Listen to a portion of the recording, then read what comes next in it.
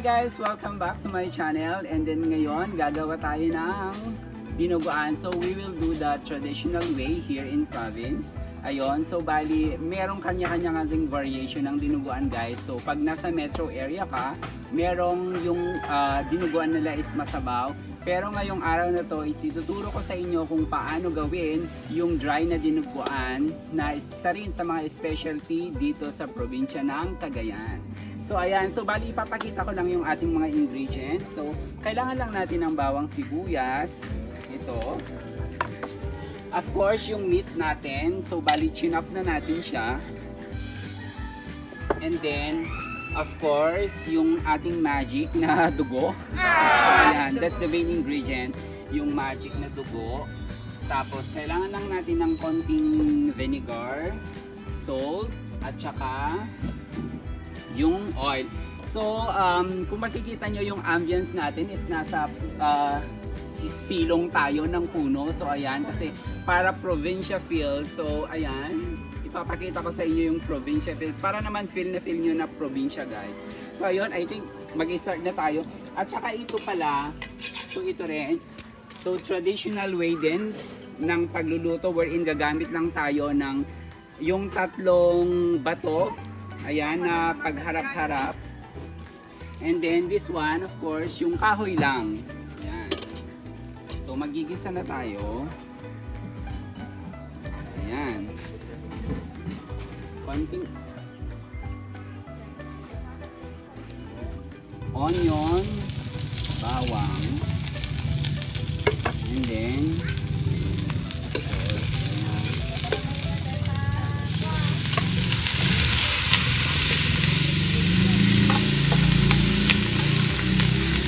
parang ang dami guys. So bali dito ako.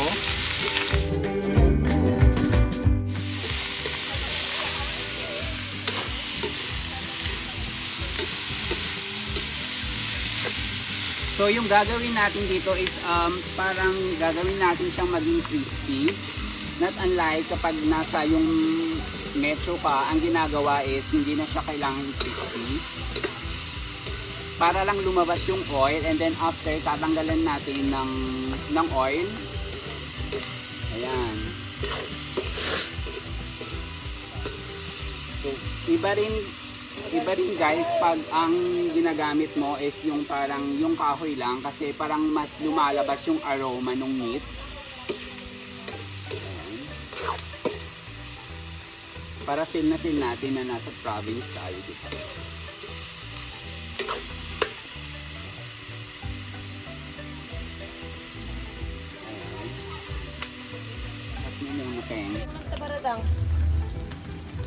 So ayan guys, ipapakita ko lang yung surroundings natin. Ayan, umaambon.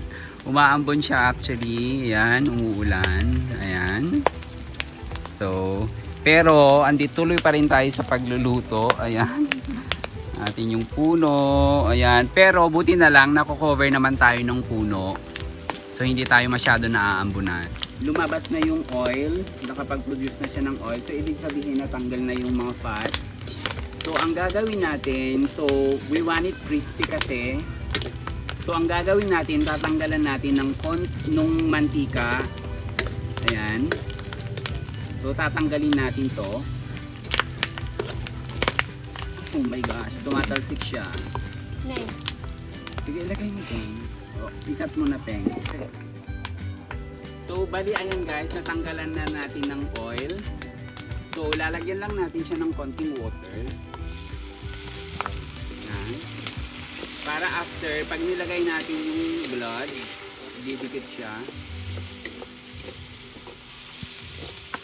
So ayan.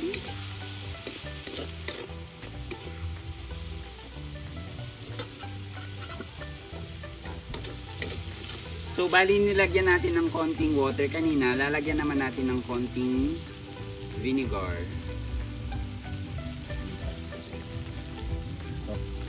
Ayan. So kapag naglagay kayo ng vinegar, huwag nyo muna siyang hahaluin para maluto yung suka. Just leave it na ganyan muna.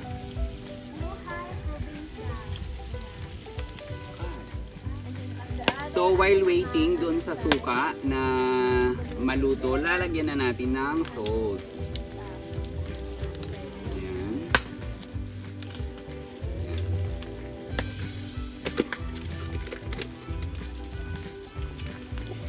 Pwede na natin siyang haluin since naluto na yung suka. And then pwede na natin ilagay yung blood. Ayan. So yan, ready na tayo guys. Ilalagay na natin yung ating blood. Ayan. Ayan. So meron siyang konting buo.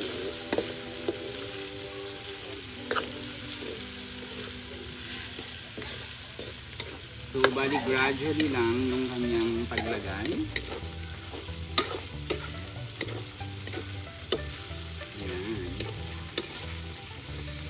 OMG, naaamoy ko na siya guys. And then, lagay na natin lahat. Ayan.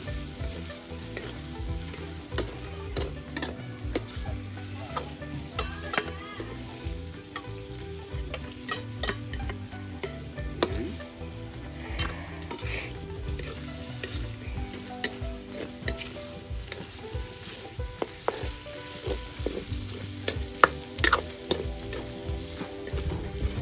Guys, mag-konting na siya. Niluluto na ang kanyang blood. Ayan. Ito guys, mas matagal tumapanis compared dun sa may sabaw. Kasi ito, ang ginawa natin is tinanggalan muna natin siya ng oil, ng taba. Tapos may suka. And then, wala pa siyang sarap. Last touch guys is kuha tayo ng kinchay.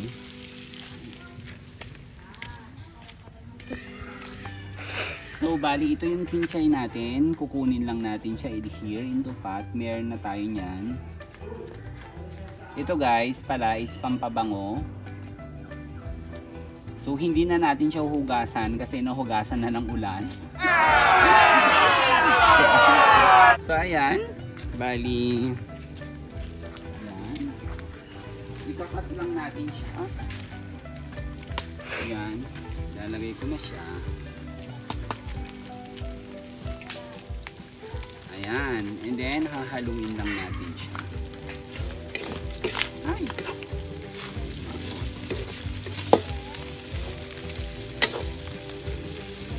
And then, konting magic.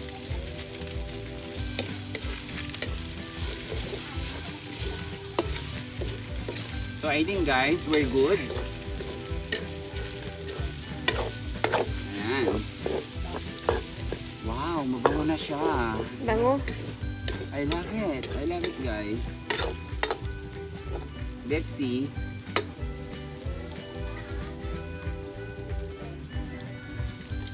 Oh my god. I love it. I love the taste. Ang lakas makaprobinsya nung lasa guys. So I think guys, that's all for now. Nakapagluto na naman tayo ng dinuguan at yung provincial version. So ayun, bali ito na nga yung version natin ng dinuguan dito. Tuyo lang siya, walang sabaw. So ayun guys, I think that's all for now. This has been Larnie, and please do not forget to like, share, and subscribe to my YouTube channel. Bye bye everyone!